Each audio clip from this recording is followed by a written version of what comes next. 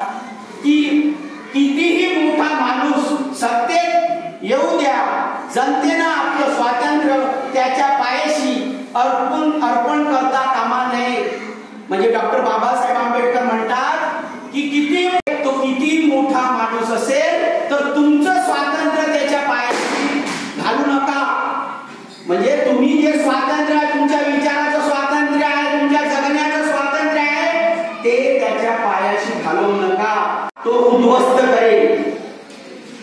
जर तुम्ही एखाद्याच्या वर एवढा विश्वास टाकला आणि तो जर त्याच्यावर मदमस्त झाला तर तो काय करेल? तो इथल्या संस्था उद्ध्वस्त करेल.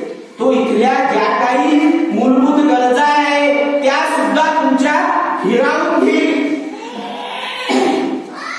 याच भाषणात ते पुढे असेही म्हणाले की भारतात व्यक्तिपूजेला फार स्तोम आहे. म्हणजे भारतात व्यक्तिपूजा कोणी आहे? तो आपला लीडर आहे तर त्याची पूजा करा. तोच काही सगळं काही बरोबर बोलते, तोच करते, आपण त्याला एकदम वाहून जातो. म्हणजे भारतात डॉक्टर बाबासाहेब आंबेडकरांचं म्हणणं होतं की व्यक्तिपूजेचं खूप स्तोम माजलेला आहे. माणूस हा भारतातील माणूस हा व्यक्तिपूजा खूप असतो. विभूती पूजा म्हणजे एखाद्या व्यक्तीला देवच मानायचं, भक्तीच करायची. आता एखाद्या व्यक्तीला आपण जर देवच मानलं तर आपण त्याची पूजा करायला लागतो. पूजा करायला लागलो म्हणजे तो जे काही करत ते सगळं काही बरोबर आहे. पण त्याच्या विरुद्ध जर कोणी बोलत तर मग आपल्याला राग येते की नाही? अरे तू कसं काय बोललं, तू हे का बोलतो? तो जो आहे ते बरोबर करते, तो जे म्हणते ते बरोबर आहे. आणि त्यानंतर ते म्हणतात की तुम्हाला राजकारणात भक्ती अंतिमता तुम्हाला हुकुमशाहीकडे हमखास नेणारा मार्ग आहे. डॉक्टर बाबासाहेब म्हणतात की समजा आपण धम्मात किंवा एखाद्या धर्मात व्यक्तिपूजा केली तर ती काही एखाद्या तुम्हाला मुक्तीचा मार्ग तरी देईल. पण राजकारणात जर एखाद्या व्यक्तीला, एखाद्या विभूतीला तुम्ही जर व्यक्तिपूजा केली त्याची तर ते तुम्हाला कुठे घेऊन जाईल? गुलामीकडे घेऊन जाईल. आता मला सांगा, त्यावेळी डॉक्टर बाबासाहेब आंबेडकर यांनी सांगितलेल्या भाषणातला शब्द न शब्द आज खरा ठरलाय की नाही? आता माझा तुम्हाला प्रश्न आहे की डॉक्टर बाबासाहेब आंबेडकर कधी बोलले होते? 75 वर्षापूर्वी. आणि ती गोष्ट आज खरी आहे की नाही आहे ना? खरी आहे की नाही आहे? डॉक्टर बाबासाहेब तेव्हा सांगत होतो कोणी याला ते लेखकाचं नाही. आता कसं झालेलं आपल्याला माहिती आहे, सगळ्याला माहिती आहे की एका व्यक्तीने उभं करून त्याची पूजा करा सुरू आहे की नाही? सगळं काही कोण करते? मोदी करते. मोदी म्हणजे आपला देवच झालेला आहे. त्यांनी आपल्या एका भाषणात सांगितलंच आहे की मी बायोलॉजिकल माणूस नाही आहे, मी देवच आहे. म्हणजे इनडायरेक्टली त्यांनी डिक्लेअरच करून टाकलं. आपण चाललो की नाही? गुलामीकडे चाललो आहे की नाही? बरोबर आहे की नाही? प्रत्येक गोष्ट जर आपण थोडा बारकाईने विचार केला तर आपण गुलामीकडे चाललो आहे की नाही? गुलामीकडे चाललेलो आहे. आता माझा एक छोटासा प्रश्न आहे की डॉक्टर बाबासाहेब आंबेडकर यांनी आपल्याला जे संविधान दिलेलं आहे, बरोबर आहे? आता हे जे संविधान आहे, सिंपल प्रश्न आहे माझा की डॉक्टर बाबासाहेब आंबेडकर यांचं संविधान डोळ्यानं कोण पाहिलेलं आहे? म्हणजे संविधान आहे की बाबासाहेबांचं, बरोबर आहे? ते संविधान किती लोकांना पाहिलेलं आहे? मी तुम्हाला काही त्रास देऊ इच्छित नाही, पण जर तुम्ही पाहिलं असेल तर हात वर करायचं किंवा मी बाबासाहेब आंबेडकर यांनी जे संविधान लिहून दिलेलं आहे, 75 वर्ष झालेले आहे, मी ते संविधानाचं पुस्तक पाहिलेलं आहे. हात वर करावं थोडस. जर ज्यानं पाहिलं असं त्यानं हात वर करायचं. पाहिलेलं आहे, फक्त पाहिलेलं आहे.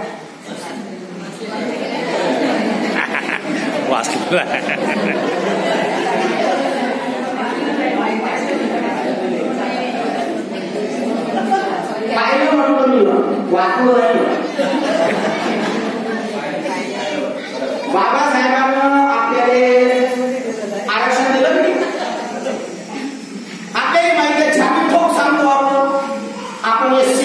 TSC कुठाला कलम त्याच्यात आहे. मला एक सांगा, 75 वर्षानंतर माझ्या भगिनी आणि माझे बंधूही आले आहेत की त्यांनी संविधान पाहिलं नाही.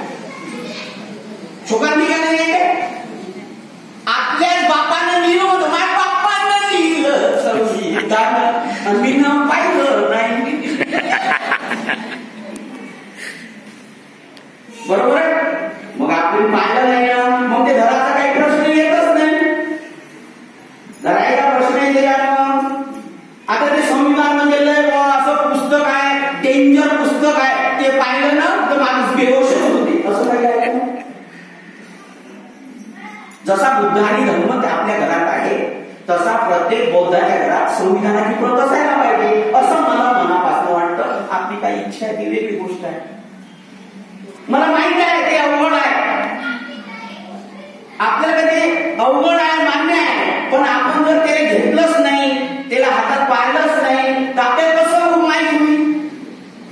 आपले सारे हक्क त्यामध्ये आहेत. आपण जगून राहिलेलो आहोत, कोणाच्या भरोश्यावर जगून राहिलेलो आहे? संविधानाच्या भरोश्यावर. आणि मग जर त्या संविधानाने जर आपल्याच लोकांना पाहिलं नाही तर मला कसं वाटतं? तुम्हाला स्वतःला प्रश्न विचारा की भला मोठं म्हणतो की बाबासाहेबांना संविधान लिहिलं, कोणी त्याला हात लावला तर त्याचा हात छाटून टाकीन. पण बाबूले, तू पहिले ते संविधान तर पाहून घे एकदा, वाचू नको. कारण ते अवघड आहे. असं वाटते की ते संविधान त्यानं पाहिलं पाहिजे, त्यानं वाचलं पाहिजे, वकिलांना पाहिलं पाहिजे, पोलिसांना पाहिलं पाहिजे, डॉक्टरना पाहिलं पाहिजे, जे शिकलेले लोक आहेत त्यांना पाहिलं पाहिजे. बरोबर आहे. त्या सगळ्या गोष्टींचा जर आपण उहापोह केला तर आपल्या असं लक्षात येईल की या संविधान हे अत्यंत महत्वाचं आहे की नाही, आणि संविधान आपल्या गरजेचं आहे. तर मी तुमच्यासाठी 2 मिनिटं संविधानाची प्रत आणलेली आहे, ती मी तुम्हाला दाखवतो.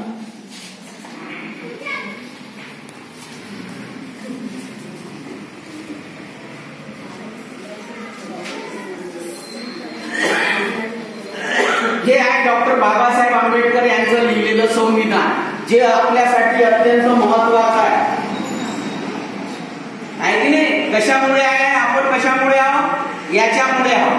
आता जर आपण याला पाहू त्याच्या पुढं, बरोबर आहे, आपल्या घरात ठेवू, 1000-2000 रुपयाचं मिळत नाही, खूप कॉस्टली नाही, सवलतीत मिळते. तर हे संविधानाची प्रत आपल्याकडे असायला पाहिजे. बरोबर आहे. दुसरा, ठीक आहे, आपण आता एक लास्ट एक प्रश्न विचारू आणि आपण समजू की आपल्या देशामध्ये, आता महिलांना आपण प्रश्न विचारू की आपल्या देशामध्ये पहिल्या महिला पंतप्रधान कोण? बरोबर आहे. पटकन सांगा. दुसरं, आपल्या देशामध्ये पहिल्या राष्ट्रपती कोण?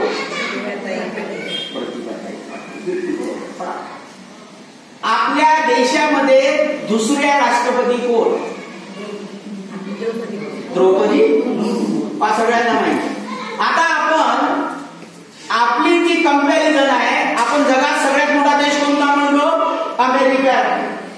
अमेरिकेला सगळ्यात मोठा देश म्हणतो. अमेरिकेचे लोक म्हणतात की आमची लोकशाही ही 400 वर्ष जुनी आहे. किती वर्ष? 400 वर्ष जुनी आहे. आता मला तुम्हाला बसल्या सगळ्या लोकांना प्रश्न आहे की तुम्ही हातात मोबाईल वापरून त्याचा गुगलही करू शकता. त्यातनं मला एक उत्तर द्या की अमेरिकेची पहिली राष्ट्रपती कोण? माझा प्रश्न असा आहे की अमेरिकेची पहिली राष्ट्रपती, महिला राष्ट्रपती कोण आहे? याचं नाव कोणी सांगू शकते का? झालीच नाही. गुगल करू शकता.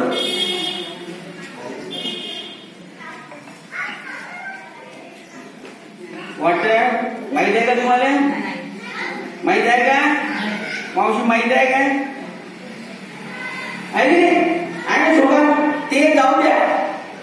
आता तुमच्या माहितीसाठी सांगतो की अमेरिका किती मोठा देश आहे, सगळ्या जगावर राज्य करतो म्हणते. त्याची लोकशाही म्हणजे 400 वर्ष जुनी आहे.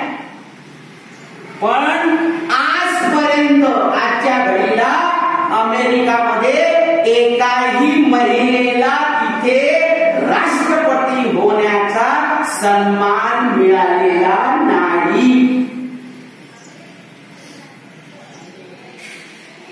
राष्ट्रपती झालीच नाही तिथं अजून बाई. यावेळेस उभी राहिली होतीये बिल क्लिंटन, बरोबर, Kamala Harris, sorry Kamala Harris है ना, कमला हॅरिस, कमला हॅरिस. पण तिने निवडून नाही दिलं त्यानं. म्हणजे याचा अर्थ काय आहे, ते बाईचा सन्मान करते काय, करते काय. आणि आपल्या देशात 18 वर्षानंतर पहिली महिला पंतप्रधान झाली. किती वर्षानंतर. आता हे कोणाची ताकद आहे, कोणाची ताकद आहे, संविधानाची आहे की नाही. मग ही ताकद कोणाची आहे, डॉक्टर बाबासाहेब आंबेडकरांची ताकद आहे. की संविधानामध्ये दिलं की त्यांनी या देशामध्ये 18 वर्षानंतर पहिली महिला पंतप्रधान त्यांनी निर्माण झाली. त्यामुळे 2 राष्ट्रपती झाल्या, कशाही हो, कोणतेही कारण असो, पण राष्ट्रपती झाले की नाही हे मान्य कराल की नाही. मग आता इतका मोठा सन्मान जे काही आपल्या महिलांना मिळते, मग आपल्याला तर माहित असणं आवश्यकच आहे की नाही. आपल्याला संविधान पाहिजेच की नाही. मग आपल्याला सगळ्यात महत्वाचं काय झालं, संविधान. नको संविधान ते आपण संवाद साधू, मी साधू शकतो, मी देऊ शकतो, काही प्रॉब्लेम नाही, आपण चर्चा करू शकतो. संविधानाला कायद्याचं पुस्तक न समजता आपण त्याला बोली भाषेतनं जर त्याचा प्रचार केला तर आपल्याला संविधान हे कसं होईल, इझी होईल, आहे की नाही. आपल्याला उघड करून वाटते पुस्तक त्याच्यात काय लिहिलं आहे बाबा, सारं इंग्लिश आहे का मराठीत आहे, पण ते आपल्याला समजत काय. तर ते समजून घेण्याची पात्रता आपल्यात निर्माण करू आणि आपण त्या संविधानाला आपल्या उराशीने कवटाळता नुसतं नाही, पण त्याच्यात ते हक्कच वाचायला पाहिजे, त्याच्यात ते कायदे माहित असले पाहिजे.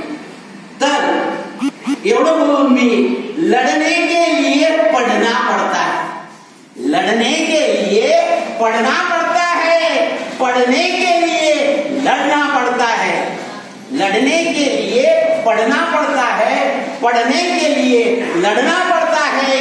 किताबें तो बहुत सी पढ़ी होगी तुमने, किताबें तो बहुत सी पढ़ी होगी तुमने.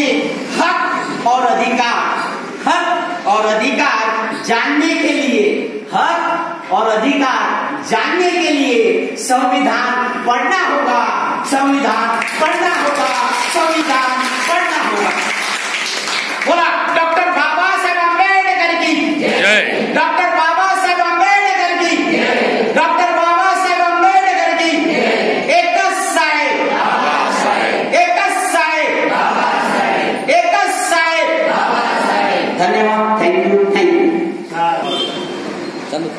आपली विश्वाला शांतीचा संदेश देणारे भारतीय राज्यघटनेचे शिल्पकार महात्मा माता रमाई, माता भीमाई, बहुजनांच्या सर्व महामानवांना विनम्र अभिवादन करतो. आणि इथे उपस्थित असलेले आदरणीय प्राध्यापक प्रकाश बोरकर सर, आताच भटकर सरांनी अतिशय उत्तम आपलं व्याख्यान दिलं संविधानावर. Bhalerao sir, Bhalerao sir, sorry Bhalerao sir, आपण खरोखरच जे संविधानाच्या संदर्भात सांगितलं आहे साध्या सोप्या भाषेत सांगितलेलं आहे आणि ते सर्वच लोकांच्या डोक्यात उतरलेलं आहे. आणि आपण जे प्रमाणे म्हटलेलं आहे की संविधान आपल्या बोलीभाषेत असायला पाहिजे, तेव्हाच संविधानाबद्दल प्रत्येकाला गोडी निर्माण होईल. आणि मी तर म्हणतो की आपणच असा प्रयत्न करावा की बोली भाषेत ते, जसे बाबासाहेबांच्या इतर साहित्याचं भाषांतर झालेलं आहे, इंग्रजीमधून मराठीत झालेलं आहे,